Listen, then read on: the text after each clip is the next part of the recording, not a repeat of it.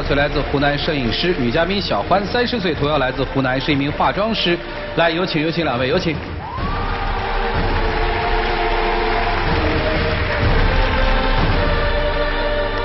欢迎两位哈，好像有孩子了是吧？对。孩子多大？孩子快2岁了。你们俩一个是摄影师，一个是化妆师是吧？是的。应该是在活动里或者在公司里认识的，是哪一种活动？谁主动的？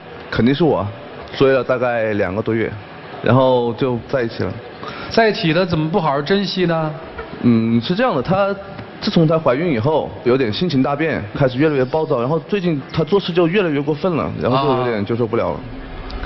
我心情暴躁也是因为你每天都找不到人，一天到晚我都不知道你在外面做什么。宝宝都是我带，一天到晚把屎把尿的。他晚上醒几轮我叫醒几轮，每天休息都休息不好。你爸妈也都不帮一下，你也不帮一下，你每天都不着家，我也不知道你在外面到底在做些什么。我知道你是很不容易那个宝宝，因为我们的宝宝要的特别不容易。我们就是结婚以后，然后他发生了一个意外，他意外宫外孕了。宫外孕伤害挺大的。对，因为那时候大出血了，有生命危险了。宫外孕是比较厉害。对，大出血了嘛，然后医生就告诉我说，他说你以后可能怀孕的机会的话已经很低了。那个时候的话，我自己也都很难过，很无助，这对我来说打击是很大。然后他父母又经常会怂恿他，当着我们那样怂恿他说，这如果不能怀孕的话，你们肯定得离婚。那时候我们才结婚2个多月，就叫我们离婚。哦，你等于新婚2个月就发现宫外孕。对。然后他的父母就撺掇着儿子跟你离婚。对对。站在我父母角度说嘛，因为我家里独子，他们那时候特别着急要孩子。然后我妻子那个时候，她从手术台推出来的时候，医生跟她说完这个事，我发现她在流泪了嘛，然后当时我就下定决心，我肯定不会离开她的。你那时候也都坚持下来了，没有离开我，一直都陪在我身边，这个事儿我确实都很感动。那在常理来说，这就算遇到过大风大浪了，对吧？那接下来又有孩子，对你和他，甚至他的家人来说，不是件挺美满的事儿吗？好好过日子不就行了吗？但是他就是自从怀孕以后，就不知道他为什么就变得有点神经兮兮的。有一次我在外面做事是吧？然后我就接到他一个电话，他就说，哎，我刚打了个喷嚏，然后你赶快回来陪我。我在想，我在这边做事，难道我们这种情况好不容易才有了宝宝，难道这种事儿你不应该先回来陪我先吗？为了要这个小孩，我每天都吃各种的激素药，一吃一大把的，每天中药，1天2碗，连续持续下来就是几个月，好不容易才有了我们的宝宝。他做试管的时候，就是因为他刚宫外孕大出血，就隔了短短不到半年的时间，他真的特别不容易。那你们为什么那么着急呢？因为他觉得就是一个家庭，特别是我们这种家庭没有小孩的话，他觉得跟我在一起真的是没办法。就是他是为了捍卫他自己的婚姻，对，所以他很着急的要做母亲。而且他那个时候因为身体根本就没有恢复，他大概失血了2000 cc， 失血400 cc 就有生命危险他真是鬼门关前走了一遭，然后马上去做这个手术，他等于是说在用他自己的生命去换另一个生命在这边。其实我当时我真的是很感动。孩子也有了，孩子也有了。然后就因为这个，所以你会觉得他变化了，是吧？他觉得我变了。其实他怀孕之前嘛，我跟他经常一起工作。他那个时候我是什么样，其实我现在还是什么样。但是在他眼里看来，我现在就好像就是因为我摄影师嘛，经常拍女模特，他觉得我跟每个女模特都好像都怎么样了。难道不是吗？有一次你在工作的时候，然后我过去送东西给你，把门一推开，那女模特穿那么一点点衣服，在那勾肩搭背的，你让我怎么想？我没有勾肩搭背好不好？只是我拍完了，别人过来看看照片。有一次他还拿回来一个手机，那手机上面全部都贴满了钻，不灵不灵的，一看就知道是女孩子的手机。我那时候不是手机坏掉了吗？然后正好那个模特他有一个备用机，我就先拿回来，我先用这边。好，结果他一进门，他问也不问，直接把手机给我抢过去，吧唧给我摔地上，搞得我现在就是自己再买一台，然后我还得赔台给别人。之后他就是，还要我去给那些女模特去群发短信，他说就是我是一个有老婆的人了，请你们自重，不要再骚扰我。你觉得这种东西我能发给别人吗？这种东西？你本来就是已经有老婆了，你不敢发的话，你肯定就是有什么原因呢？他们都只是我的一些合作伙伴或者是客户，然后他平白无故接到这种短信，他觉得我神经还是怎么回事？你会，哎，你有没有检讨一下，是不是你觉得太冷漠了？在你孕期的时候，他关心你吗？孕期的时候，他一天到晚就是说工作忙，别人打电话给他，他就也可以出去玩去了。我付出这么多，这么辛苦才有了我们自己的小孩，他现在反而这样子，我心里肯定很不舒服。现在孩子谁在带？基本上是我在带。哦，他在带是吧？对。不是啊，他有时候他会把孩子丢给我父母。你就像有一次他跟我父母说，我最近感冒了，你就帮我带下孩子是吧？然后大概20多天以后，他就跟我父母说，我在外面已经开始找活了，这个孩子你就一直帮我带着。我父母就会觉得带孩子确实没有问题，你跟我好好说。你不能骗我，就是这种感觉。那我跟他们也没法沟通，跟他们沟通的话，他们肯定也不会让我出去工作。我刚才看那个小片的时候说，他现在又跟你一起工作，你没法工作了。他就是想方设法要跟我搞在一起，有些活一起工作没有问题，但是有些活就是就是我客户安排了化妆师，他没事他也要跑过来你站边上帮我也行是吧？然后他还边上指指点点的，哎呀你这个模特怎么这么就是这也都是因为你做了这些事情，我心里才会这样。我做了什么？你现在没有一点安全感。我把事情做完了，我还要去给他们去赔礼道歉。我是希望你可以在后面帮我一把，然后你现在不帮忙反而还添乱，好吧？你这个东西我就觉得你是产后忧郁，可以理解，但是这个我觉得这个周期是不是太长了？该结束了是不是？特别没安全感吧？本来我们也是我自己这么努力才把这个关系维持下来，现在他这样子的话，我真的没有一点安全感。他怎么做你会觉得你有安全感呢？我也希望他多点时间可以陪我。但是我这个不可能，就是因为他做试管这个东西是非常昂贵的，是吧？然后我们之前基本上把所有的积蓄都花完了，然后当时马上面临小孩就要出生了，放在眼前就是奶粉啊、尿不湿啊，可能还请个月嫂，又有一大笔费用。我作为一个父亲来说，我肯定希望我的小孩就是别人家的小孩有什么，我小孩也有什么，对不对？就是我必须去拼命的外面挣钱，所以那段时间的话，我就不管那个是什么活，我都会尽量去多接一些。现在也要就是因为小孩这个时候他花费其实也很大，我还得继续就是保持像这种状态啊。很忙对吧？但是是不是还可以在忙的时候关心呢？其实我觉得你觉得你关心他吗？可能就是表现的不是那么多吧，可能。反正不像以前那样了，以前他父母都那样子反对，他也都一直陪着我，然后我想出去做什么，他都会陪着我。现在就一天到晚说工作忙。但是你知道我们这个摄影这种工作，它这样，它不是光拍完就完事儿了。我回家还有就是做后期，等于说我还有家庭作业，这都是需要就是大量的时间去弄这些东西。你以前跟他谈恋爱的时候不需要吗？谈恋爱的时候，其实因为那个时候没有这么多压力嘛，很多活我可以不要，我可以不接。但是现在的话，可能大小通吃了，可能要。就是说你现在连跟他说话的时间也没有是吗？其实也没有，就是他有时候，因为他有点神经兮兮的，就是我宁愿出去应酬一下，可以躲着一点，躲点亲戚这种。现在说的是实话，对，没那么忙，有时候是躲他，对吧？你有没有想过，其实越躲他越麻烦？可能是吧。这家你还要吗？我当然要了，从开始到现在一直我都不会想放弃这个家，尤其现在有了我们自己小孩以后，不想放弃家。我肯定现在是更加努力的要维护我们这个家。好，那就选择一下吧。老婆现在觉得日子可以过得苦一点，但是希望你多点时间陪她，能做吗？这个我可以尽量做到。能。你能理解他那种感受吗？你先说。我可以理解到，但是真的事情出来的时候又控制不住，觉得好烦，对不对？对。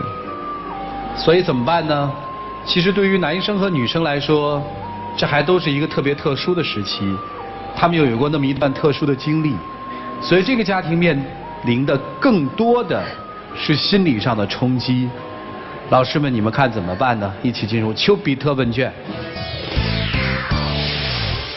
冰冻3尺非一日之寒，我挺能理解这个姑娘的。也许她的一些行为超过了她老公的忍受范围，但是她不是一天促成的。从结婚之后有那次意外，可能就没有太多得到关心、心理疏导，特别是对方老人的一种宽容和温暖，这个心结啊就种下了。在这个伤害发生的时候，虽然你维护他，但是你可能没有意识到，你的爱人心里受伤的程度，远非你的一些维护和支持所能弥合的。这个结又更深了一步。生完孩子，带孩子的不易，大家都知道。在这个时候，如果没有得到缓解，他的抑郁，他的心结没有得到解开的话，前2个结又打得更深更重。姑娘，你心里可能落下病根了。对，可能。你可能也不想那样，我干什么要把老公看成那样？为什么要摔手机？为什么歇斯底里？本来相亲相爱，为什么变到了2个人相害相杀？但你控制不住，对吗？对，我觉得我为他做了这么多，你看，你还是不平衡。原来那个平和的爱人哪儿去了？你不能在生活中只有你的老公、你的孩子、你的怀疑、你的所有遭遇的不幸和你的愤怒。你的闺蜜呢？你喜欢的事业呢？你爱看的电视剧呢？那都是你生活特别有益的部分，能够冲淡你的心理忧伤。你不能把那些都丢掉了呀。如果你就那样不给自己找到生活新的方向的话，你们俩的路就越走越窄。你明白吗？你不能害了自己，你得自救。你也不能不管他，你得挽救你们的婚姻和家庭。我先问问男士哈，你知道你的老婆为什么会有这么大的变化吗？我觉得可能就是产前或产后忧郁吧，可能是。哎，或许是，就比如说情绪很容易低落，对，自信心不足，包括对生活失去信心。是。而围绕这所有的，其实他的生活就是你啊。其实就是比如说现在疑神疑鬼啊，原先都没事的状况，在他现在看来就放大呀，就猜疑呀。你要去理解，但是你没有。你可能是在忙于说现在的经济压力大，我是要去挣钱的，甚至于你对他这种表现觉得有点反感。你刚才有说不是没有时间跟他沟通，而是说想躲避逃避这种状态，这都是你没有做到一个尽职丈夫的一个责任。多跟他聊天疏导，你多一些耐心，拿出当时你们谈恋爱的那种感觉，多想想他为这个家付出的那些，你就会去帮他做很多的事情。之前在我们看这个资料的时候，编导就跟我们说，这个妈妈非常不容易。是的。如果我们跟他都不认识人都有这种感受的话，你作为当事人，为什么不能多为他做一做呢？甚至于在现阶段你多受点委屈又怎么了呢？因为你所有的付出一定有回报，你们家庭会很幸福的，好吗？好的。好，谢谢曲总。我主要的话对女生说，这人呢真的是很奇怪，当你没什么的时候，你总是怕别人没有什么图你的；当你有什么的时候，又生怕别人图你点什么。你以前很愧疚，总想给他生一个，但是因为你愧疚，他反而更爱你。你现在有了孩子，你去对他挑三拣四。我有一点特别弄不明白，你总觉得他在外面会有别的女人，但当你生不出孩子的时候，你提出的离婚，他也没有跟你离呀。倒相反，现在有了孩子，一家三口已经圆满了，你开始犯毛病了。按道理来说，上天够眷顾你的了，你已经有孩子了，和他父母之前攻击你生不出孩子的那些语言比起来，这是多大的幸运呢？你应该多开心啊！你怎么现在反而愁眉苦脸呢？是，试管婴儿很痛苦，但恰恰是就是因为经过了这些痛苦，经过了最开始的失落，你现在有了孩子嘛，多幸福啊！反而还要折腾，为什么呢？那如果是这样的话，干脆不要让你有这个孩子，让你回归到过去的愧疚，反而他一心一意的爱着你，可以天天陪伴你，就像你现在所要求的一样。你愿意选择以前的生活吗？愿意。那不就是了吗？原来没有的，现在有了；原来残缺的，现在完整了。一切不都挺好吗？在最关键的时候没有变心，现在一家三口圆满了。工作压力大了，少了一些陪伴，不可以理解吗？所以我觉得这人呢，就是不好的时候想好，好的时候想更好，不要太贪心了。就这样。我还想再帮你极致一下，老公和孩子选谁？如果一定选一个，老公。啊，选谁啊？老公。这就恰恰说明问题了，这就是他所有问题的一个来源。他玩命要一个孩子，不是他认知有一个孩子我才是一个完整的一个女人，他是认为说我有这个孩子，我可以留住这个男人。你的世界其实他是最重的，对吧？对不对？所以你想，如果她作为一个女人，她是发自内心的，我自己想要孩子，我去遭这个罪，她就会出现涂老师说的那个，上天眷顾我，我会非常的珍惜，我的关注度一定是在宝宝身上，而不是在这个男人身上，所以她是不一样的。我第一次听到一个母亲，就是孩子那么小的母亲，我选她，我不选孩子。从一个侧面来说，她整个生育的苦难，内心的创伤得有多大？想过吗？没想过。你就想想吧，真的不容易。这个女生，她内心是有创伤的，你得用你的爱把她重新暖回来，好吗？好的。接下来时间留给你们自己，一起进入黄金60秒。老婆，其实我这段时间不在家，其实我真的是在外面工作，不是你想的那样的。而且你像我们在那么困难的时候，我们都没有分开。我是怎么想的，你应该会知道。你真的不用孩子来绑住我，我不用你绑的，真的。那你工作完了的时候，你就可以多陪陪我，多跟我聊聊天。一定，以后那些活价钱不高的我就不接了。反正我把时间都留给你跟孩子吧，我们有时间一起出去旅游啊，出去散散心吧。我估计你现在可能在闷太久了，可能也是。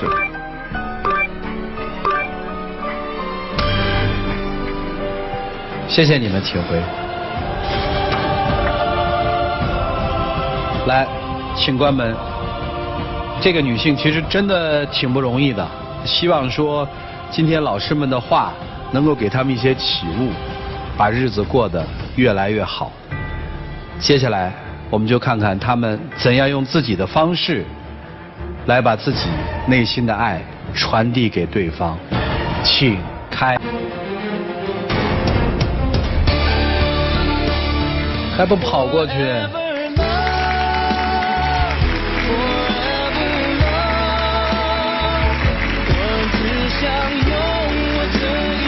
来，站在这儿。来，有请我们的小花童，有请。